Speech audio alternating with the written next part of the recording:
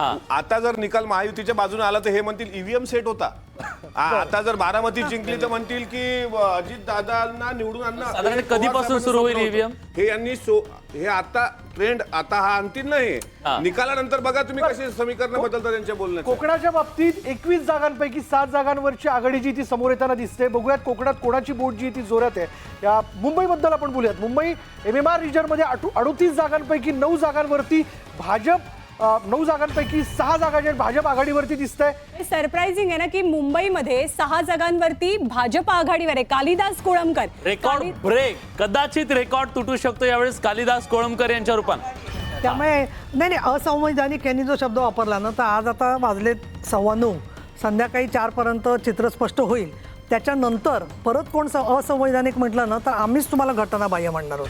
कारण प्रत्येक वेळेला असंवैधानिक, आता आम्ही संविधानिक पद्धतीने निवडून येतोय ना, तरी तुम्ही कारण नसताना लोकांच्या मनामध्ये दुजाभाव किंवा वाईट भूमिका करायचा प्रयत्न करताय, असं बरोबर नाही. असंविधानिक झाले ना आता. तिकडे आकडे खूप वेगाने बदलतात. आकडे बदललेत. जनतेच्या न्यायालयाने मतांमधलं दिसत नाही. असंविधानिक आहे का हे जे महायुतीकडे कौल येतो हा सुद्धा असंविधानिक आहे का? त्यांना दबाव टाकून घेतलं मतदान. सरकारच्या तिजोरीतले पैसे तुम्ही डायरेक्ट बँकेतून काढून कुठे दिले? मी पण तुमच्या वचननाम्यामध्ये कबूल केलं होतं की आता आम्ही 3000 रुपये लाडक्या बहिणीला देऊ. त्यावेळेस नव्हती वाटली का तुम्हाला? तुम्ही घरून देणार होतात का? त्याच्यासाठी आश्वासन दिलं, बजेट करू आम्ही.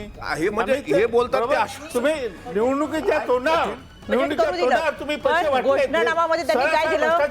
संजय गांधी निराधार योजनेचे उत्पन्न आम्ही तुम्ही खटाखट तुम्ही कबूल करा मीडिया समोर. पटापट केलं, पण नाही सर ऐका लाडकी बहीण योजना जी सरकारने राबवली हा भ्रष्टाचार आहे का हे साहेबांनी सांगावं. राठोड साहेबांनी आता सांगावं तुमच्या चॅनल समोर. नाही तुम्ही निवडणुकीच्या तोंडावर त्यांच्या जीवनाच्या अधिकाराबद्दल तुम्ही असं बोलताय. आम्ही आश्वासन दिलं ना 3000 रुपये देऊ, तसं तुम्ही बजेट त्यांनी संजय गांधी निराधार योजनेबाबत बोलावं. अजूनही चालू आहे आणि चालू असताना त्यांनी त्यांच्या जाहीरनाम्यामध्ये दिलं की त्याचं उत्पन्न आम्ही उत्पन्नाचा दाखला लागतोय तो 21,000पासून 50,000वर करू.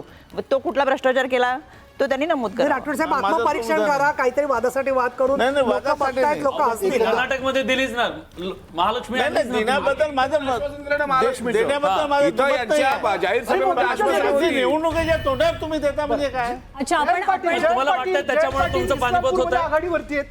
जयंत पाटलांची आघाडी या ठिकाणी समोर येताना दिसते. तर माहीममध्ये काटेकी टक्कर या ठिकाणी सुरू आहे. त्यामुळे बघूयात माहीममध्ये नेमकं काय घडतंय.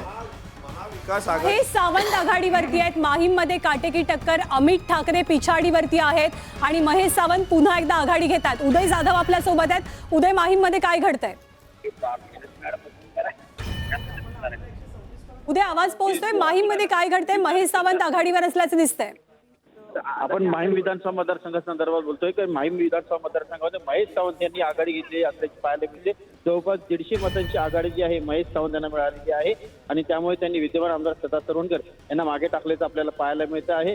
महेश सावंत यांना 2270 इतकी मतं पडलेली आहे. त्याचबरोबर अमित ठाकरे यांना 2156 इतकी मतं पडलेली आहेत. तर सदा सरवणकर यांना 2142 इतकी मतं पडलेली आहेत. काटेची टक्कर जी आहे माहीम विधानसभा मतदारसंघात आपल्याला पाहायला मिळते आहे. महेश सावंत शिवसेना उद्धव बाळासाहेब ठाकरे पक्षाचे उमेदवार आहेत.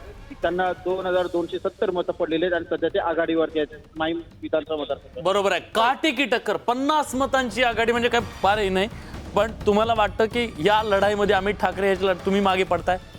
आता जरी चित्र तसं असलं तरी सदा सरवणकर यांचं कार्य आहे आणि अतिशय ज्याला आपण म्हणू आव्हानात्मक परिस्थितीमध्ये त्यांच्या तिकिटाचं काय होतंय ते स्वतः राज ठाकरेंना भेटायला गेले. राज ठाकरेंनी नकार दिला भेटायला आणि तरी ते लढतायत आणि लोकांचा विश्वास आहे त्यांच्यावर.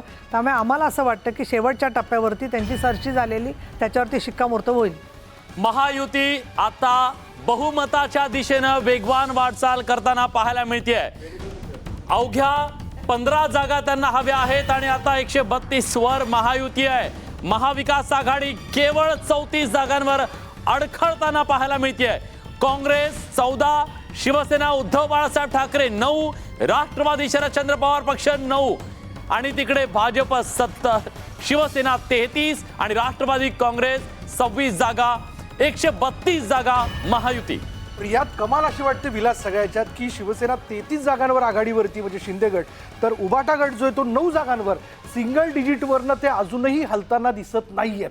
त्याच्यामुळे एवढा मोठा गॅप जो आहे, फरक जो आहे, तो कसं काय ते कव्हर करतील. धर्मेंद्र जोरे आपल्या या चर्चेमध्ये सहभागी झाले, त्यांच्याकडे आपण जाऊयात. या सगळ्या आकड्यांकडे आपण बघताय, आपली प्रतिक्रिया. Too early to comment. मी जर्नलिस्ट आहे, मी काही राजकीय नेता नाही, त्यामुळे आतापर्यंत यांची चर्चा ऐकत होतो. वाट पाहिली पाहिजे. आणि थोडं तुम्ही इलेक्शन कमिशनचे ट्रेंड्स पण पाहिले पाहिजे, त्याच्यामध्ये आपल्यामध्ये बराच फरक दिसतोय.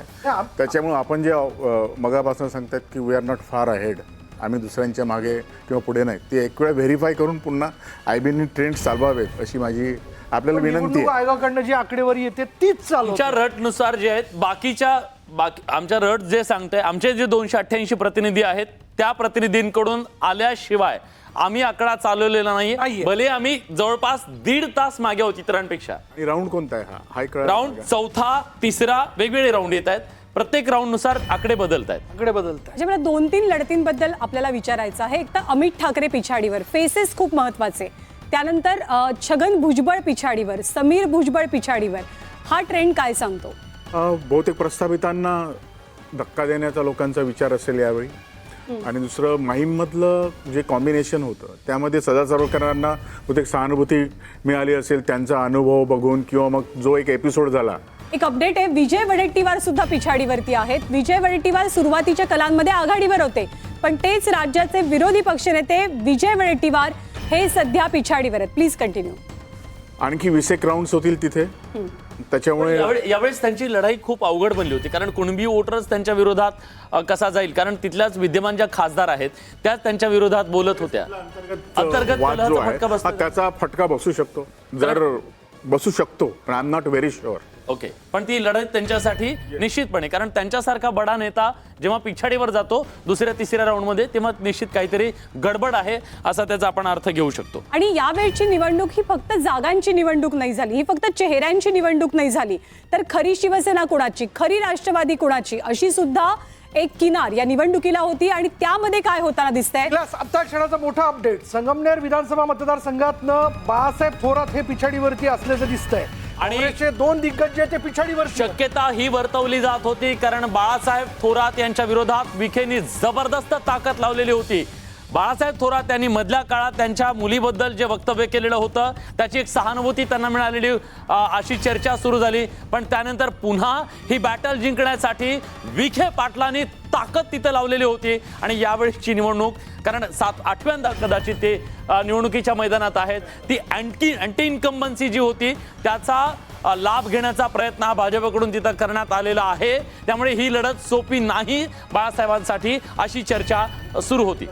मधले पण आहेत ना ते. हा, मुख्यमंत्री पदाच्या रेस मधले कदाचित मग अंतर्गत काही असू शकतं. बरं, ठीक आहे. निलेश राणे सुद्धा पिछाडीवरती आहेत कुडाळ मतदारसंघातनं. नीलमताईंना निघायचे, त्यामुळे एक छोटीशी कमेंट आपण त्यांची घेऊयात आणि मग नीलमताई तुम्ही निघू शकता. आतापर्यंतच्या कलांबद्दल आणि निलेश राणेंची जागा खास करून कुडाळ. तर मला IBN आपलं न्यूज 18चं अभिनंदन यासाठी करायचं आहे की निवडणूक आयोग जे कल सांगते तेच तुम्ही दाखवतात, आणि ही महत्त्वाची गोष्ट आहे. दुसरं म्हणजे मधून जे काही सगळं चित्र दिसतंय ते फार वेगाने बदलतंय आणि महायुती कुठेतरी खाली जाते आणि मविया वाढते असं काहीच नाही आहे. उलट मला असं वाटतं की महायुतीचे कल जे आहे ते चांगल्या प्रकारचे दिसत आहेत, त्याबद्दल मी समाधानी आहे. शिवसेनेचा विचार केला तर आज आम्ही 38 दिसतोय आणि हे 8च आहेत. मला असं वाटतं की फार झालं तरी शिवसेना UBT 15च्या वर जातील असं मला वाटत नाही आहे.